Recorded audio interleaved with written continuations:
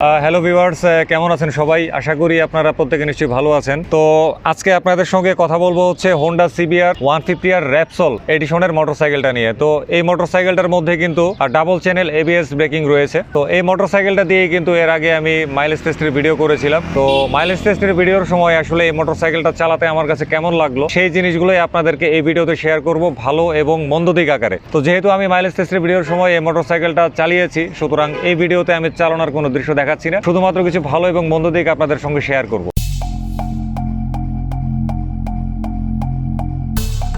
Viewers, এটা হচ্ছে একটা স্পোর্টস মোটরসাইকেল। তো আমি যে সমস্ত ভালো এবং মন্দ দিকগুলো বলবো সেগুলো হবে কিন্তু আমাদের দেশের প্রেক্ষাপটে, আমাদের রোড কন্ডিশনের প্রেক্ষাপটে। তো তাহলে প্রথমে বলছি এই মোটরসাইকেলের কিছু ভালো দিক। তো এই মোটরসাইকেলের একেবারে প্রথম যে ভালো লাগার দিকটা আমার কাছে আসছে সেটা হচ্ছে এটার ইঞ্জিনটা। তো আমরা যদি আলোচনার স্বার্থে একটু বলি যে ইয়ামাহা R15 ভার্সন 3 ওই মোটরসাইকেলের যে ইঞ্জিনটা ওইটা হচ্ছে SOHC ইঞ্জিন, সিঙ্গেল ওভারহেড ক্যাম ইঞ্জিন।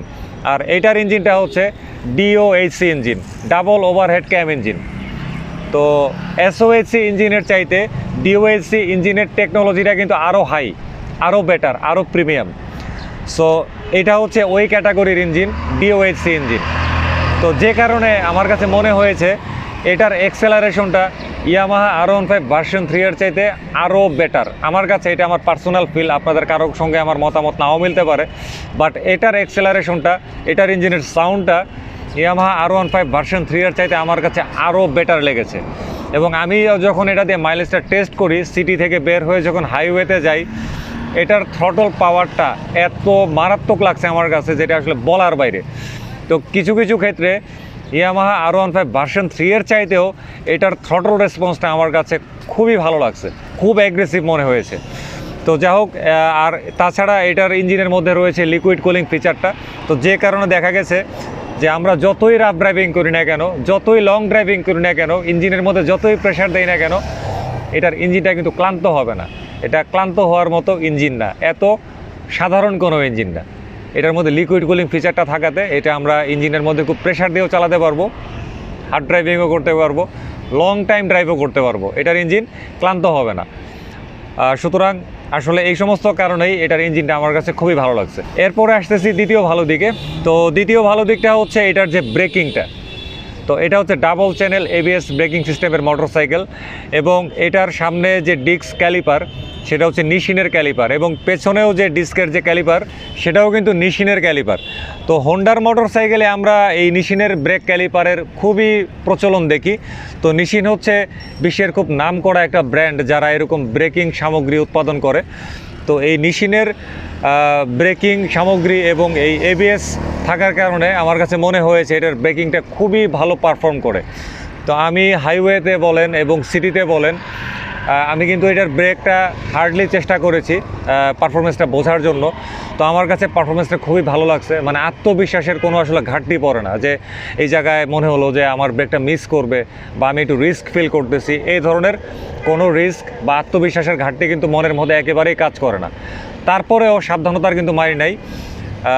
আপনারা চেষ্টা করবেন কখনোই যেন বিপজ্জনক গতিতে মোটরসাইকেল না চালানো লাগে। সব সময় ধীরে সুস্থিতে, ঠান্ডা মাথায়, নিরাপদভাবে নিজের লিমিট অনুযায়ী মোটরসাইকেল চালাবেন। তো ভিউয়ার্স, এরপরে যে ভালো লাগার দিকটা সেটা হচ্ছে এটার যে ডিজাইনটা।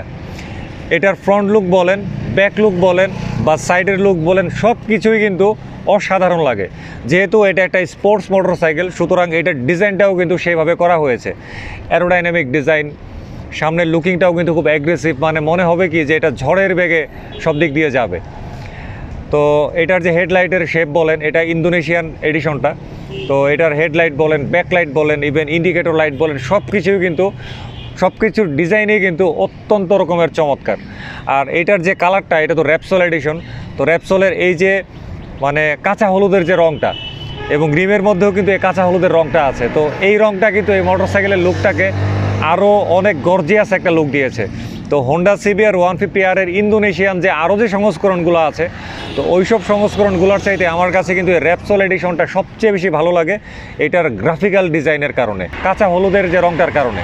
এরপরে আসতেছে এটার আরেকটা ভালো দিকে, সেটা হচ্ছে এটার যে সিটিং পজিশনটা।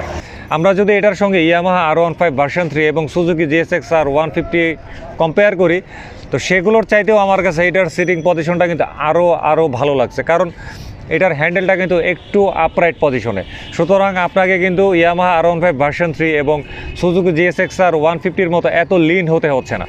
ওগুলা লিন হতে হয় ঠিক আছে, স্পোর্টস মোটরসাইকেল তারা ওইভাবে প্রস্তুত করেছে, বাট এটাও কিন্তু স্পোর্টস মোটরসাইকেল। সুতরাং এটার মধ্যে কিন্তু হোন্ডা আরও কমফোর্ট জোনটা বাড়িয়ে দিয়েছে শুধুমাত্র হ্যান্ডেল পজিশনটা একটু আপরাইট করার কারণে। সুতরাং এই আপরাইটটা করার কারণে আমরা যারা ঢাকা শহরে বা অন্যান্য সিটিতে বা একটু ভাঙাচোরার মধ্যে যারা এই মোটরসাইকেলটা চালাবো, তারা কিন্তু এতটা মানে আরামদায়কের ঘাটতি অনুভব করব না যতটা অনুভব করি ইয়ামাহা R15 ভার্সন 3 এবং সুজুকি GSX-R 150-র ক্ষেত্রে। সো কমফোর্ট জোনের দিক থেকে আমি এই মোটরসাইকেলটাকে অবশ্যই এগিয়ে রাখবো। তো ভিউয়ার্স, এরপরের যে ভালো লাগার দিক সেটা হচ্ছে এটার যে গ্রাউন্ড ক্লিয়ারেন্স। তো আমরা দেখেছি যে যত স্পোর্টস মোটরসাইকেল আছে সবগুলোরই কিন্তু গ্রাউন্ড ক্লিয়ারেন্সটা তুলনামূলকভাবে একটু কম হয়ে থাকে। তো এটারও কিন্তু গ্রাউন্ড ক্লিয়ারেন্সটা কম, কিন্তু ইয়ামাহা R15 ভার্সন 3 এবং সুজুকি GSX-R-এর চাইতেও এটার গ্রাউন্ড ক্লিয়ারেন্সটা কিন্তু আরও ভালো। তো আমি যখন এটাতে মাইলেজটা টেস্ট করি তখন এটার আমি কিন্তু বেশ কিছু ভাঙাচোরা দিয়ে অতিক্রম করেছি, বেশ কিছু ভাঙাচোরা রাস্তা অতিক্রম করেছি এবং স্পিড ব্রেকার অতিক্রম করেছি। তো কোনো জায়গাতেই কিন্তু আমি আসলে কনফিডেন্সের মানে ঘাটতি অনুভব করি নাই। খুব কনফিডেন্সের সাথেই স্পিড ব্রেকারের উপর দিয়ে যেতে পেরেছি। আমার ভেতরে এতটুকু সন্দেহ কাজ করে নাই যে এটার নিচে আঘাতপ্রাপ্ত হতে পারে, যেই সন্দেহটা আমার মধ্যে কাজ করেছিল যখন ইয়ামাহা R15 ভার্সন 3 চালিয়েছিলাম। তো যাই হোক, এটার গ্রাউন্ড ক্লিয়ারেন্সটা আমার কাছে অনেক ভালো লাগছে। তো এরপরে যে ভালো লাগার দিকটা এটা হচ্ছে এটার যে মিটার কনসোলটা। তো এটা ফুললি ডিজিটাল, তবে এই ডিজিটালটার কারণে আমি বলছি না যে এটা ভালো লাগছে। তো এটার মিটার কনসোলটা আমার কাছে দুইটা কারণে ভালো লাগছে। নাম্বার 1, এটার মধ্যে আপনি মাইলেজের হিসাব রাখতে পারবেন, যে এভারেজে আপনার মোটরসাইকেলটার মাইলেজ কত সেইটা একদম ক্লিয়ারলি জানার একটা উপায় আছে। আরেকটা কারণ হচ্ছে এটার যে কালারটা, মিটারের যে কালারটা, এই কালারটাও কিন্তু খুবই সুন্দর, কেমন নীলচে নীলচে একটা ভাব আছে। তো রাত্রেবেলা কিন্তু এটা মিটারটা দেখতে খুবই ভালো লাগে। সো যাই হোক, আসলে এই ছিল এই মোটরসাইকেলের কিছু ভালো লাগার দিক। তো এবারে চলে আসতেছি এই মোটরসাইকেলের কিছু খারাপ লাগার দিকে। তো এই মোটরসাইকেলের প্রথম যে খারাপ লাগার দিকটা সেটা হচ্ছে এটার যে কালার কোয়ালিটি। কারণ এই মোটরসাইকেলটা যার, তিনি প্রায় এই মোটরসাইকেলটা 5000 কিলোমিটার চালিয়ে ফেলেছেন। তো এর মাঝখানে আমি খেয়াল করলাম যে এই মোটরসাইকেলের কিটের কিছু কিছু জায়গায় কালার অল্প অল্প করে উঠে গেছে। তো এটা কিন্তু বাংলাদেশের একটা প্রিমিয়াম মোটরসাইকেল।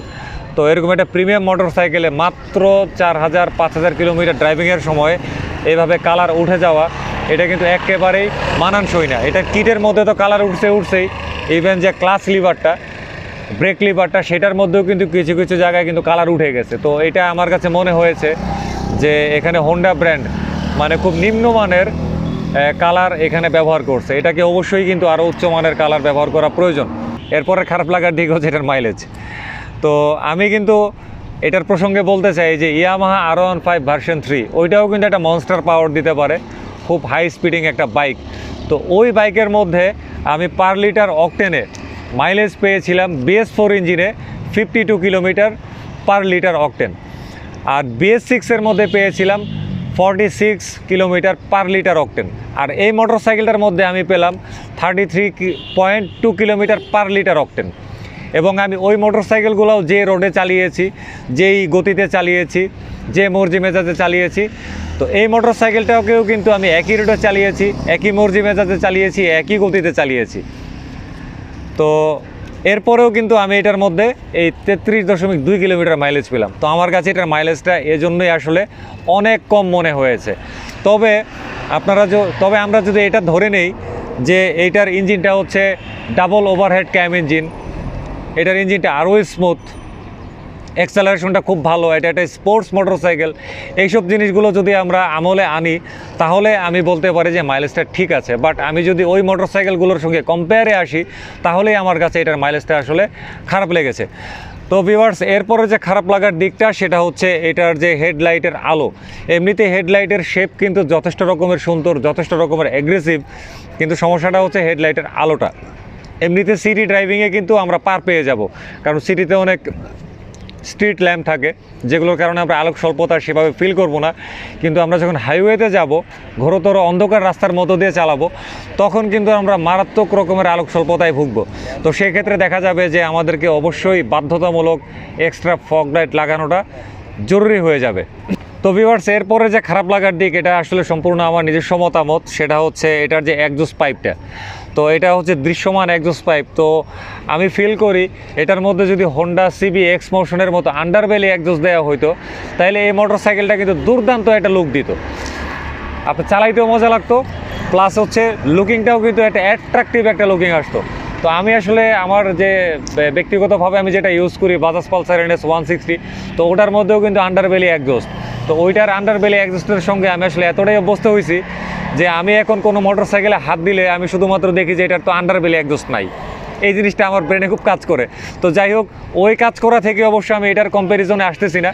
আমার ব্রেনে কাজ করতেছে যে হোন্ডা সিবি এক্স মোশনের মধ্যে যেহেতু আন্ডারবেলি এক্সজস্ট আছে, সুতরাং এটার মধ্যেও যদি আন্ডারবেলি এক্সজস্টটা দেওয়া হতো, আমার কাছে মনে হয় যে এই মোটরসাইকেলটা আরও অনেক গর্জিয়াস হতে পারতো।